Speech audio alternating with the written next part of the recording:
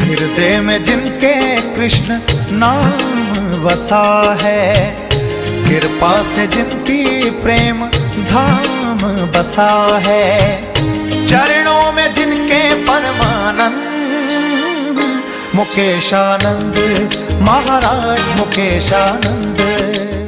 3 महात्मा हुए हैं, आपने सभी ने नाम सुना हुआ है, बहुत अच्छे संत हुए हैं। एक तो पहले संत एकनाथ, नाम सुना है सबने, बहुत अच्छे एकनाथ। दूसरे नरसिंह मेहता और तीसरे तुकाराम। अब तीनों की बीवियां बड़ी अलग अलग स्वभाव की थी, लेकिन इन तीनों का जो नजरिया एक ही था। तीनों की बीवियां बिल्कुल अलग अलग, लेकिन तीनों का नजरिया बिल्कुल एक। कैसे? सबसे पहले महात्मा एकनाथ। एकनाथ जी की पत्नी इतनी सरल थी कि अगर एकनाथ जी ने भक्ति के लिए बैठना हो तो उससे पहले उठकर उनका आसन साफ करना, उनके लिए फूल प्रसाद का अरेंज करना। एकनाथ जी की पत्नी उनकी खूब सेवा करती थी। तो एकनाथ जी जैसे ही इबादत से भक्ति से खड़े होते तो कहते, प्रभु ऐसी पत्नी सबको, बहुत अच्छी पत्नी है। अब दूसरे कौन थे? नरसिंह मेहता। नरसिंह मेहता की पत्नी का अचानक देहांत हो गया, पत्नी मर गई। अब लोग क्या कह रहे हैं? लोग कह रहे हैं नरसिंह मेहता प्रतिदिन कहता है ना कि मोह छोड़ो मोह छोड़ो। आज देखते हैं क्या करता है, आज रोएगा या क्या करेगा। किसने बताया नरसिंह मेहता को कि तुम्हारी पत्नी चल बसे? तो नरसिंह मेहता कहने लगा चलो शुक्र है, कहता है अब आराम से भजन कीर्तन में ज्यादा समय दे पाऊंगा, घर की तरफ ध्यान नहीं दूंगा। जो हुआ अच्छा हुआ, अच्छा हुआ, भजन की तरफ ध्यान कम ज्यादा हो जाएगा, बढ़ जाएगा। अब कौन रह गए? तीसरे कौन है? तुकाराम। तुकाराम की बीवी आपको पता है वो कैसी थी? तूफान मेल। जैसे आजकल की तो आपको नॉलेज होगी, उस समय ऐसा होता था। तुकाराम की बीवी तूफान मेल, बात बात पर तर्क झगड़ा। अब तुकाराम गए हैं किसी के जहां सत्संग करने, कीर्तन करने।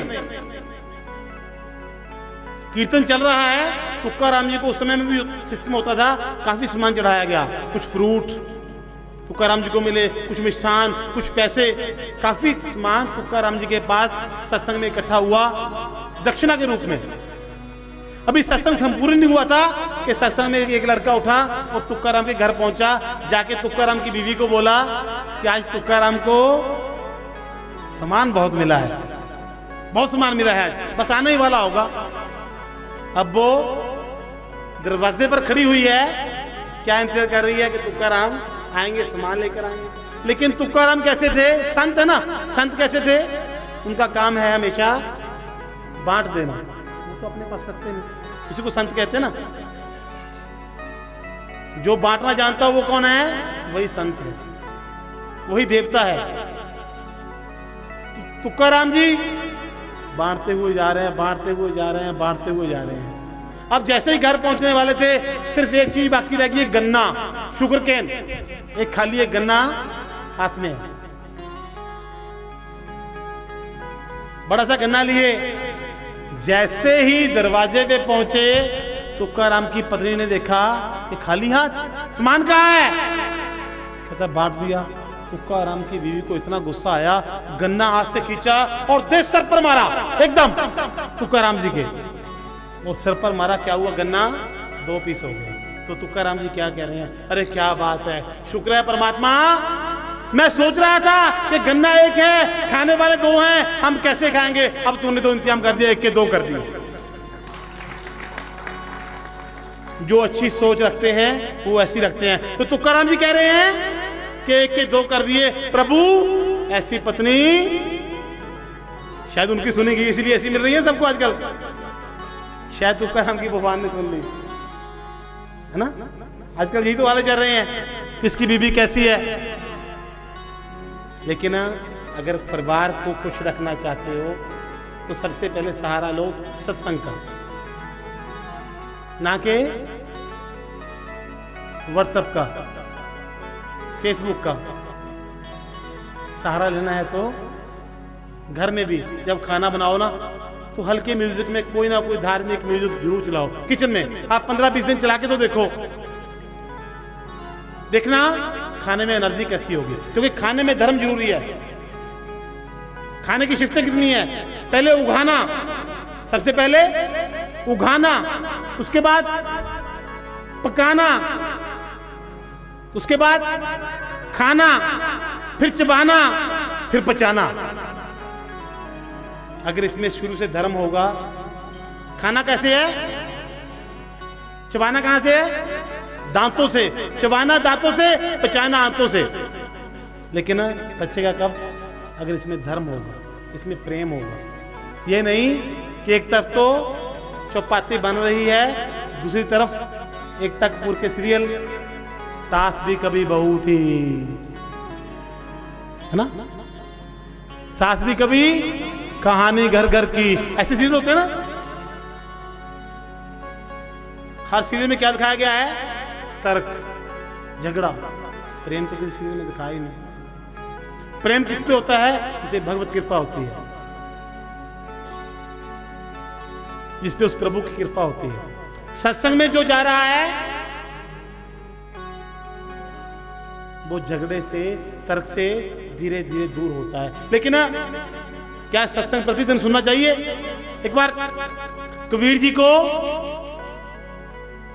एक भक्त ने, एक लड़के ने, एक युवक ने सवाल किया कि कबीर जी क्या प्रतिदिन सत्संग सुनने से क्या होगा?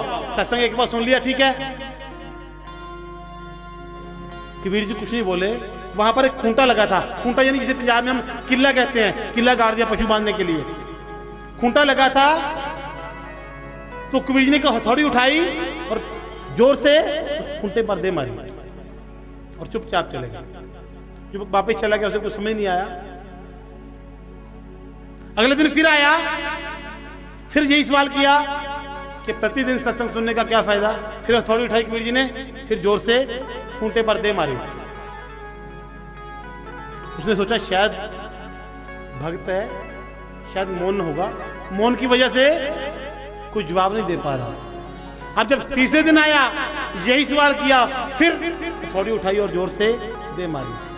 तो उस युवक ने पूछा, मैं 3 दिन से आपके पास आ रहा हूं, आप मुझे बता नहीं रहे, बल्कि आप हथौड़ी इस खूंटे पर मारते हो, इस खूंटे की पकड़ मजबूत कर रहे हो, मेरे सवाल का जवाब नहीं दे रहे। तो कबीर जी कहने लगे, यही तुम्हारे सवाल का जवाब है। जैसे इसको मैं ठोकता हूं, इसकी जमीन में पकड़ मजबूत हो जाती है, लेकिन पूरा दिन जब कोई भी पशु इससे बांधा जाता है तो ये फिर लूज हो जाता है। फिर इसको दोबारा ठोकता हूं, फिर पकड़ हो जाती है। अगर नहीं ठोकूं तो क्या होगा, क्या होगा? ये निकल जाएगा। सत्संग भी कुछ इसी प्रकार है। प्रतिदिन सुनते रहोगे तो भगवान से मन लगेगा, नहीं तो फिर दुनिया वाले इस खूंटे को प्रतिदिन लूज करने में लगे हुए हैं।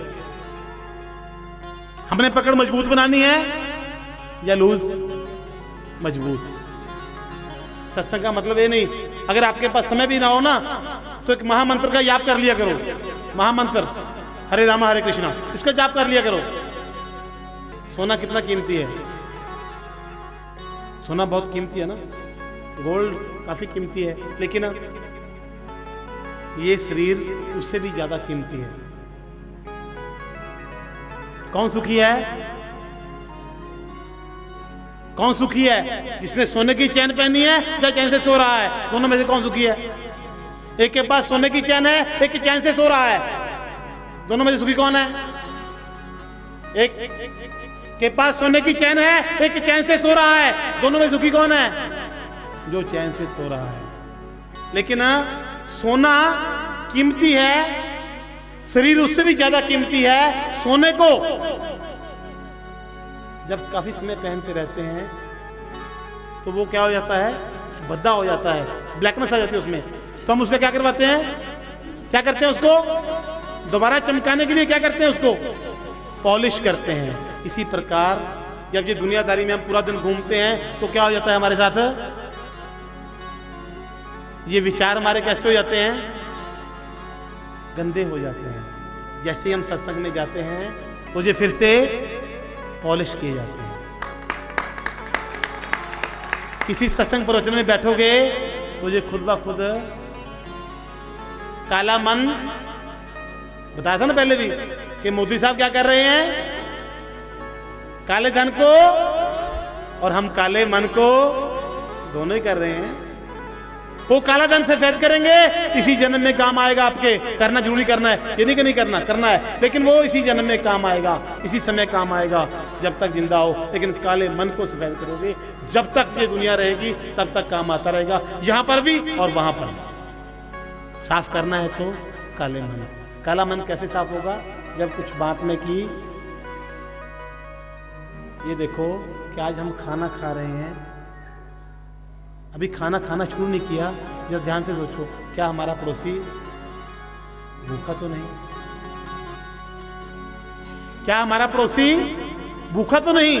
अगर वो भूखा है तो आपका खाना खाया क्या हो गया? क्या हो गया? अगर ऐसे खाना खाओगे तो गोबर बन जाएगा, अगर किसी को खिलाकर खाओगे तो प्रसाद बन जाएगा। किसी को खिलाकर, बांटने की आदत। और जिसने बांटा है उसका नाम आज भी इतिहास में है। एक महात्मा जी अपने आश्रम की गद्दी किसी को देना चाहते थे। काफी शिष्य थे, लेकिन 3 शिष्य ऐसे थे जिनमें से एक शिष्य को गद्दी देनी थी, लेकिन किसको दें? आप तीनों की काबिलियत देखनी है। महात्मा जी ने तीनों को अपने पास बुलाया और 5-5 दाने गेहूं के दे दिए।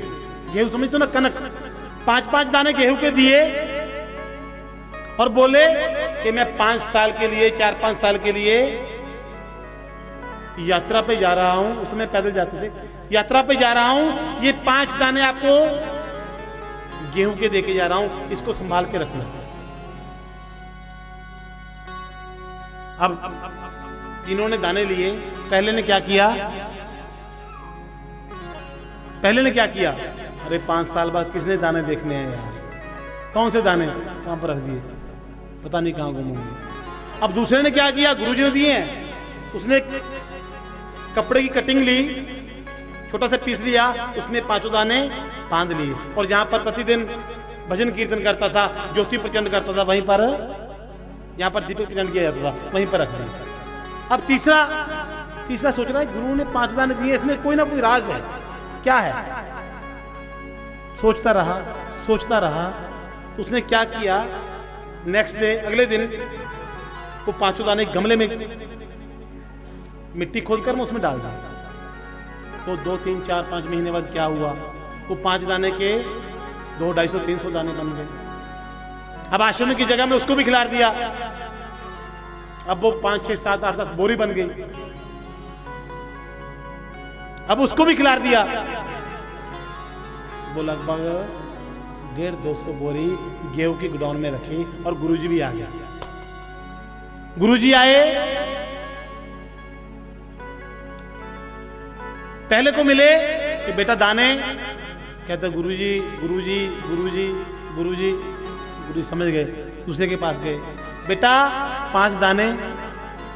गुरुजी आइए, उसने दिखाया यहाँ पर ज्योति प्रचंड करता था, वहां पर दाने रखे हुए थे, लेकिन दाने ना खराब हो चुके थे। वो क्यों? 5 साल से पड़े हुए हैं। अब तीसरे के पास गए, बेटा दाने। गुरुजी को गोडाउन में ले गया और यहाँ पर 150 बोरी दाने की रखी हुई थी, खोला, कहता गुरुजी ये रहे आपके पास। गुरुजी कहते बेटा इस गद्दी के काबिल सिर्फ तू ही है, क्योंकि तुझे पता है जो देगा वही ले सकता है। अगर धरती माता को दिए तो उसे तुझे कितना कुछ बना के दे दिया। अगर ज्ञान लोगे तो ज्ञान बांटोगे, तब ये बढ़ता जाएगा। दिखा दो सावली सूरत, तो तेरी मेहरबानी है। तुम ही तो दुनिया हो मेरी, तुम ही से जिंदगानी है।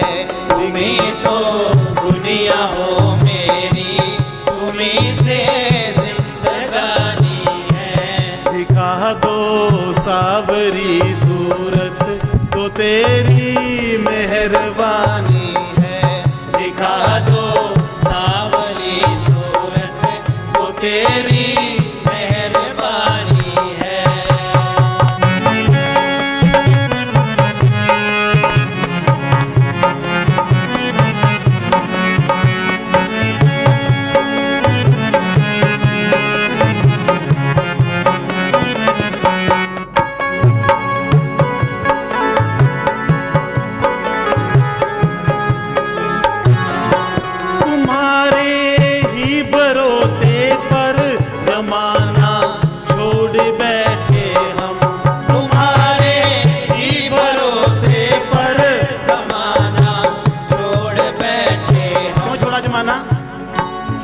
माना, क्योंकि दौलत छोड़ी,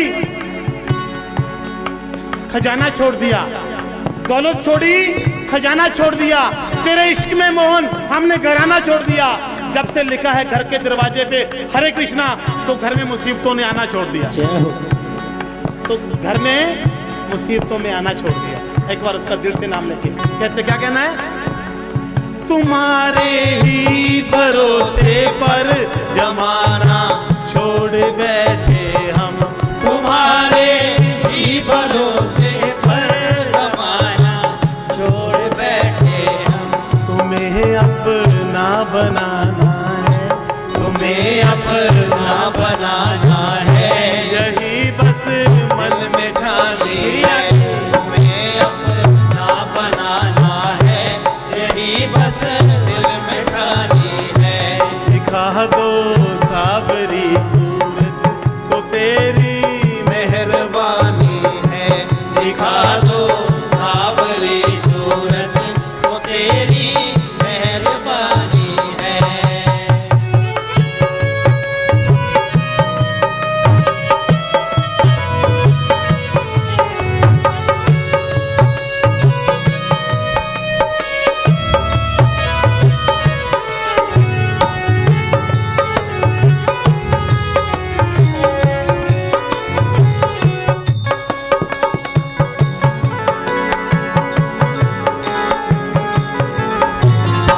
बड़ी मजेदार में नैया खिवैया कोई नहीं मेरा, बड़ी मजेदार में नैया खिवैया कोई नहीं मेरा। बड़ी मजेदार में नैया खिवैया कोई नहीं मेरा। बड़ी मजेदार में नैया खिवैया कोई नहीं मेरा। खिवैया बन के आ जाओ, खिवैया बन के आ जाओ, ये नैया पार लगानी श्री है। राधे। खिवैया बन के आ जाओ कि नैया पार लगानी है। दिखा दो सावरी सूरत तो तेरी मेहरबानी है, दिखा दो सावरी सूरत तो तेरी मेहरबानी है।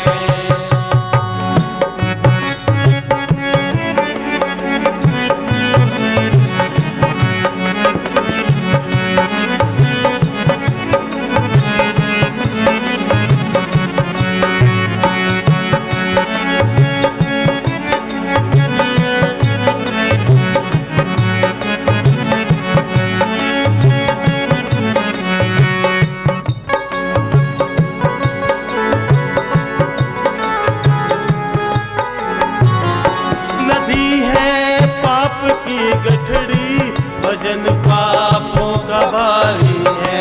नदी है पाप की गठड़ी, वजन पापों का भारी है। नदी है पाप की गठड़ी, वजन पापों का भारी है। नदी है पाप की गठड़ी, वजन पापों का भारी है। ये गठड़ी आप संभालो, ये गठड़ी आप संभालो तो तेरी मेहरबानी है। ये गठड़ी आप संभालो तो तेरी मेहरबानी है। हृदय में जिनके कृष्ण नाम बसा है, कृपा से जिनकी प्रेम धाम बसा है, चरणों में जिनके परमानंद मुकेशानंद महाराज मुकेशानंद।